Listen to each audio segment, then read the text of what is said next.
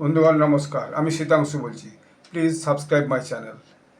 ইরানের বিরুদ্ধে আমেরিকার যে অবরোধ, সে অবরোধে ইরানের পাশে চীন দাঁড়িয়েছে। আমেরিকা ইরানকে তিন রকমভাবে সাহায্য করার চেষ্টা করছে। এক হচ্ছে যে এক তো দেশের মধ্যে ব্যাপক বম বর্ষণ করে বহু ইনফ্রাস্ট্রাকচার ধ্বংসন করেছে। দ্বিতীয়ত হচ্ছে ইরানের বাইরে সমুদ্রে আমেরিকা তাদের যে নৌবহর, সেই নৌবহরকে দাঁড় করিয়ে রেখেছে। ফলে সেখান দিয়ে ইরানের মালপত্র যাতায়াত প্রায় বন্ধ হয়ে গেছে। এর ফলে চীন দেখা যাচ্ছে আমেরিকার বিরুদ্ধে কথা বলতে বাধ্য হয়েছে, কারণ ইরানের সঙ্গে আপনার চীনের দীর্ঘদিনের সম্পর্ক। তো চীন এই যে সমর্থন জানিয়ে বলেছে আমেরিকা যেটা করেছে এটা ঠিক করেনি। তো এর জন্য দেখা যাচ্ছে যে ইরানের যে পার্লামেন্টের স্পিকার মোহাম্মদ গালিবাফ, তিনি পরিষ্কার করে জানিয়েছেন পার্লামেন্টে যে চীনের সঙ্গে আমাদের যে সম্পর্ক, এই সম্পর্ক এগিয়ে নিয়ে যাওয়ার জন্য কোনো তৃতীয় পক্ষের অনুমোদনের প্রয়োজন নেই। অর্থাৎ আমেরিকা বলবে তবে আমাদের সঙ্গে চীনের সম্পর্ক বৃদ্ধি থাকবে বা বর্ধিত হবে, এমন কোনো কথা নেই। চীন এবং ইরান বরাবরই একে অপরের যে সমর্থক দেশ, এই কথাটা তিনি বলেছেন। দেখা যাচ্ছে যে ইরানের উপর যে আমেরিকার চাপ, সেটা হচ্ছে যে নৌ অবরোধ একদিকে, আরেকদিকে হচ্ছে অর্থনৈতিক চাপ। এই অর্থনৈতিক চাপটাই সবচেয়ে বড় সংকট তৈরি করেছে, কারণ ইরানকে সারা বিশ্বের সঙ্গে অর্থনৈতিকভাবে বিচ্ছিন্ন করার চেষ্টা করছে আমেরিকা, যাতে আর্থিকভাবে আরও দুর্বল হয়ে যায় ইরান। অর্থাৎ যে বাণিজ্য, সেই বাণিজ্য যাতে ইরানের একদম বন্ধ হয়ে যায়। ফলে কী হবে, তাহলে ইরানের মধ্যে একটা জনগণের অসন্তোষ তৈরি হবে। সেই অসন্তোষটাকেই আমেরিকা কাজে লাগাতে চায়। এই জন্যই দেখা যাচ্ছে যে দুই দেশের মধ্যে যে উদ্বেগটা, সেই উদ্বেগটা আরও বেড়েছে। আমেরিকা এবং ইরানের মধ্যে যে টেনশন, সেই টেনশন ক্রমবর্ধমান, এটা বলা যায়। এবং বিষয়টাকে হাতে নিয়ে চীন চাইছে ইরানকে সমর্থন করে তারা যে একঘর অবস্থা আছে, সেই অঘ্ঘর অবস্থা থেকে তাদেরকে খানিকটা যাতে স্বস্তি দেওয়া যায়, এইটা চীনের হচ্ছে লক্ষ্য। এর পেছনে অবশ্যই কারণ হচ্ছে যে আমেরিকা আর চীন তো পরস্পর বিরোধী দুই শক্তি। এক তো অর্থনৈতিক দিক থেকে আমেরিকা হচ্ছে একটা ক্যাপিটালিস্ট কান্ট্রি, অর্থাৎ পুঁজিবাদী দেশ। আর চীন তো একটা কমিউনিস্টই বলুন, সোশ্যালিস্ট কান্ট্রি, যদিও তারাও পুঁজিকে ব্যবহার করে এখন ব্যবসা বাণিজ্য করছে। কিন্তু তাদের যে মূল বিচারধারা, সেই মূল বিচারধারা কিন্তু বাম বিচারধারায় আছে, অর্থাৎ কমিউনিস্ট বিচারধারায় আছে। আর্থিক উন্নতির জন্য তারা পুঁজিকে অবশ্যই কাজে লাগাচ্ছে এবং প্রাইভেট সেক্টরকে উৎসাহিত করছে। এবং চীন এবং ইরানের যে এই কৌশলগত যে অংশীদারিত্ব, এইটা তাদের নিজেদের একটা পারস্পরিক শ্রদ্ধায় বলুন, একটা বিজনেস বেনিফিটই বলুন, যে পারস্পরিক যে বিজনেস ইন্টারেস্ট অ্যান্ড বেনিফিট এবং কোঅপারেশন, সেটা এবং অন্যান্য বিশ্বের সঙ্গে যোগাযোগ রাখার ক্ষেত্রে যে ইরান এবং চীনের যে সম্পর্ক, এটা একটা খুব গুরুত্বপূর্ণ বিষয়। সেই জন্য স্পিকার গালিবাফ স্পষ্ট করে বলেছেন যে এটা কিন্তু আমরা নিজেরাই এগিয়ে নিয়ে যাব। এর জন্য কারো সমর্থন অথবা বিরোধিতা কোনো কিছুকেই আমরা মানব না। আমরা আমাদের দায়িত্বেই এটা করে নিয়ে যাব। এবং চীন অবশ্যই নিষেধাজ্ঞার বিরোধিতা করে বলেছে যে এটা আমেরিকা যেটা করেছে, এটা আন্তর্জাতিক আইন বিরোধী। জাতিসংঘের নিরাপত্তা পরিষদের এমন কোনো নির্দেশনা নেই যে আমেরিকা ইরানের উপর এরকম অর্থনৈতিক অবরোধ জারি করতে পারে বা সর্বোচ্চ চাপ সৃষ্টি করে সেটাকে আরও বিষয়টা জটিল করতে পারে। এতে কোনো সমাধান হবে না, বরং এতে করে দুই দেশের উত্তেজনা বাড়বে। এতে যে ওয়ার্ল্ড ইকোনমি, বিশ্ব অর্থনীতি এবং যে আর্থিক ব্যবস্থা, ইকোনমিক যে সিস্টেম আছে, সেই সিস্টেমটাকে অস্থিতিশীল করে তুলেছে। এইভাবে আমেরিকা যেটা করছে ইরানের সাথে, এটা ঠিক নয়। এই পথটা আগামী দিনে কিন্তু কোনোভাবেই একটা যে সুস্থির পরিস্থিতি বা দুই দেশের মধ্যে যে একটা সম্পর্ক, সেই সম্পর্ক কিন্তু বাড়ানো যাবে না। চীন এটাই মনে করে যে আলোচনার মাধ্যমেই এর সমাধান খুঁজে পাওয়া যাবে এবং সেটাই হবে সঠিক পথ। ইরানের সাথে চীনের যে সহযোগিতা, সেটা আমাদের আন্তর্জাতিক আইনের সঙ্গে সামঞ্জস্যপূর্ণ। পররাষ্ট্র মন্ত্রণালয় এটা বলেছে। আমরা পরিস্থিতি খুব লক্ষ্য রাখছি এবং চীনের অধিকার ও স্বার্থ রক্ষায় যাবতীয় যে পদক্ষেপ, সেই পদক্ষেপ আমরা হচ্ছে যে ব্যবস্থা নেব। এর মধ্যে দেখা যাচ্ছে যে ইরানের যে ভারপ্রাপ্ত ভাইস প্রেসিডেন্ট জাফর গায়েম-পানাহ, তিনি বলেছেন যে মার্কিন নৌ অবরোধের কারণে আমরা গ্যাসোলিন আনতে পারছি না। গ্যাসোলিন না আনার জন্য দেশে গ্যাসের খুব অভাব পড়েছে। এবং এই অবরোধের কারণে গ্যাসোলিন আমদানি করা যাচ্ছে না। এবং তিনি আরও বলেছেন যে যে এই পথে যেভাবে চলছে এই পথে বেশি দিন কিন্তু চলবে না। তিনি বলেন ইরানের যে জ্বালানি সংক্রান্ত বর্তমান পরিস্থিতি এভাবে চলতে পারে না, কারণ ধীরে ধীরে সেখানে ক্রাইসিস বাড়ছে, গ্যাসের ক্রাইসিস বাড়ছে, তেলের ক্রাইসিস বাড়ছে, এবং ইরান এবং আমেরিকার চুক্তির যে সাফল্য সেই সাফল্যটা সত্যি কতদূর হবে সেটা এখনও পরিষ্কার করে বোঝাই যাচ্ছে না। এটা নিয়ে তিনি নিজে শঙ্কা প্রকাশ করেছেন।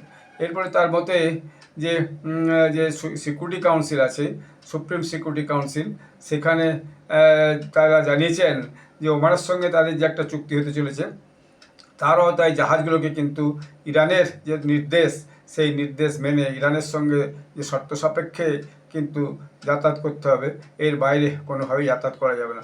আর কোনোভাবেই ওমানের যে দক্ষিণ সীমান্ত এই দক্ষিণ সীমান্ত কিন্তু পার করা যাবে না, তাহলে কিন্তু আমরা তার বিরুদ্ধে ব্যবস্থা নেব। অর্থাৎ একতরফা হুমকি হয়ে দেখেছে। যদিও যে ওমান যে ইরানের সঙ্গে একটা গোপন চুক্তি করেছে বা চুক্তি করার চেষ্টা করছে, আমেরিকা তার ইতিমধ্যে বিরোধিতা করেছে যে এই জাতীয় ওমানের কোনো চুক্তি আমরা মানছি না এবং মানবও না। আগামী দিনে এর আমরা বিরোধিতা করব এবং এই জাতীয় কোনো চুক্তি চলবে না যে চুক্তিতে ইরান ওখান থেকে টোল ট্যাক্স আদায় করবে এবং যে ফ্রি যে উইদাউট টোল ট্যাক্স যে জাহাজের যাতায়াত ব্যবস্থা ছিল সেই ব্যবস্থা কোনোভাবেই নষ্ট হবে, এটা আমরা হতে দেবো না। ফলে দেখা যাচ্ছে বিভিন্ন বিষয় নিয়েই কিন্তু পরিস্থিতিটা ক্রমশ খুবই জটিল হচ্ছে। এর মধ্যে আমেরিকার যিনি অর্থমন্ত্রী তিনি স্কট বেসেন্ট তিনি বলেছেন যে ইরানকে আমরা সম্পূর্ণভাবে বিশ্বের যে অর্থনীতি সেই বিশ্ব অর্থনীতি থেকে বিচ্ছিন্ন করে দেবো, যাতে তাদের অনিশ্চয়তা আরও বেশি বাড়ে। ফলে সেটা ইরানের কাছে একটা মস্ত বড় চাপ। অর্থাৎ আগামী দিনে যদি অর্থনৈতিকভাবে ইরানকে আরও পঙ্গু করে দেয় আমেরিকা, অর্থাৎ যে ট্রানজ্যাকশান অর্থাৎ ডলারের মাধ্যমে যে ট্রানজ্যাকশান সেই ট্রানজ্যাকশানটা যদি আরও কঠিন করে স্যাংশন যদি আরও বাড়িয়ে দেয়, তাহলে কিন্তু ইরানের সমস্যা আরও অনেক বেশি বাড়বে। ফলে ইরানের কর্মকর্তারা আমেরিকার এই যে নিষেধাজ্ঞা এবং অবরোধ এর মোকাবিলার জন্য বাধ্য হয়েছে যে এই যে জ্বালানি খাতে যে তারা একটা সাবসিডি দিত সেই সাবসিডিটা তারা বন্ধ করতে চাইছে, কারণ সাবসিডি না বন্ধ করলে তারা যে মুদ্রাস্ফীতি সেই মুদ্রাস্ফীতিটাকে তারা ম্যানেজ করতে পারবে না। ফলে এরকম একটা অবস্থায় দুই দেশের মধ্যে একটা ভয়ানক টেনশন এখনও চলছে এবং তার মধ্যে চীন আবার ঝাঁপিয়ে পড়েছে এবং চীনের অবশ্যই স্বার্থ হচ্ছে যেভাবে হোক যে ইরানকে রক্ষা করে এবং ইরান থেকে তাদের যে তেল আমদানি হতো সেগুলোকে সুনিশ্চিত রাখা। শুধু তার সঙ্গেই যেটা হচ্ছে আমেরিকার যে যে আধিপত্য প্রতিপত্তি সেটা কীভাবে প্রতিহত করা যায়, এটাও চীনের একটা কিন্তু লক্ষ্য। এর মধ্যে ইরানের প্রেসিডেন্ট মাসুদ পেজিশকিয়ান অভিযোগ করছেন যে সামরিকভাবে ইরানকে পরাজিত করতে না পেরে আমেরিকা এখন চাইছে যে অর্থনৈতিক যে চাপ দিয়ে তাদেরকে হচ্ছে কি যে বাধ্য করবে যে আমেরিকার যে শর্ত অনুযায়ী চুক্তি করতে। কিন্তু আমরা কোনোভাবেই আমেরিকার এই শর্তকে মেনে কোনো রকম চুক্তি আগামী দিনে করব না। আমাদের দেশের যে স্বার্থ সেই দেশের স্বার্থের বাইরে আমরা কিছু করব না। আমাদের এইসব সমস্যার কাছে নতি স্বীকার করে আত্মসমর্পণ করা কি উচিত? একদমই উচিত নয়। অতএব আমরা আমেরিকার যে শর্ত এবং যে মানে প্রেসার সেই প্রেসারের কাছে আমরা নতি স্বীকার করে কখনোই আমরা কোনো শর্ত আমেরিকার সঙ্গে করব না। তাতে ইরানকে যেভাবে সারভাইভ করতে হয় সেভাবেই সারভাইভ করবে। অর্থাৎ ইরান তাদের যে মানে দৃষ্টিভঙ্গি অর্থাৎ আমেরিকার সঙ্গে তাদের যে শর্তের যে চুক্তিগুলো সেগুলো ইরানের যে যুক্তি সেই যুক্তির উপর ভিত্তি করেই হতে হবে।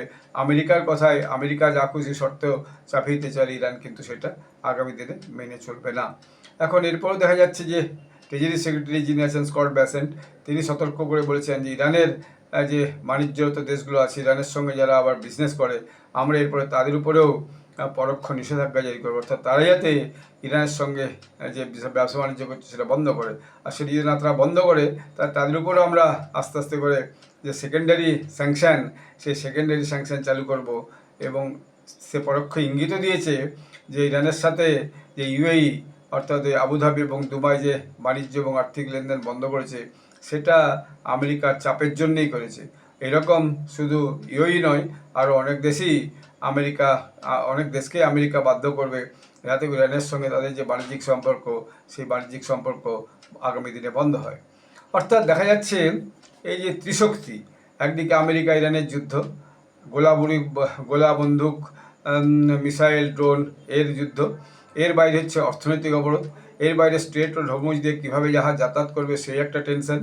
ইরানের উপকূল দিয়ে না হয় যখন ওমানের উপকূল দিয়ে জাহাজ যাতায়াতের চেষ্টা করা হচ্ছে, তখন সেখানে ইরান আবার আপত্তি জানাচ্ছে, তাতে তারা মিসাইল, ড্রোন, প্রজেক্টাইলস দিয়ে আক্রমণ করছে।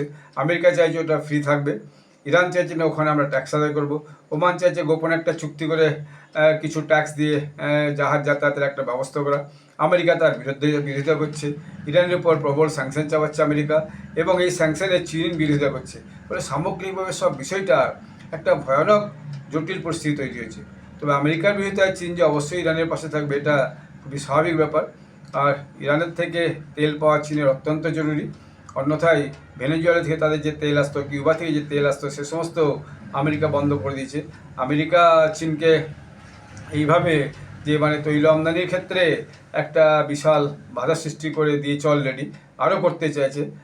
তো চীনের সঙ্গে আমেরিকার টেনশন ইরানকে কেন্দ্র করেও আগামী দিনে আরও বেশি বাড়ছে। ফলে হয়তো যে ইউএনওর যে মিটিংগুলো হবে এরপরে, যে সেটা পার্মানেন্ট কাউন্সিলই হোক, স্থায়ী যে কাউন্সিল আছে তারই হোক, আর এরকম সাধারণ যে ইউএন জেনারেল অ্যাসেম্বলি আছে তাই হোক, সেখানে কিন্তু এই সমস্ত আগামী দিনে যে মিটিংগুলো হবে তাতে বিষয়গুলো উঠবে, এবং এই নিয়ে এই বিভিন্ন দেশের মধ্যে যে তর্কাতর্কি এবং প্রকাশ্য বিবাদ এইটা আরও সামনে আসবে।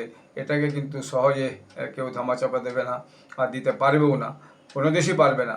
ইরানও সহজে ছেড়ে কথা বলবে না।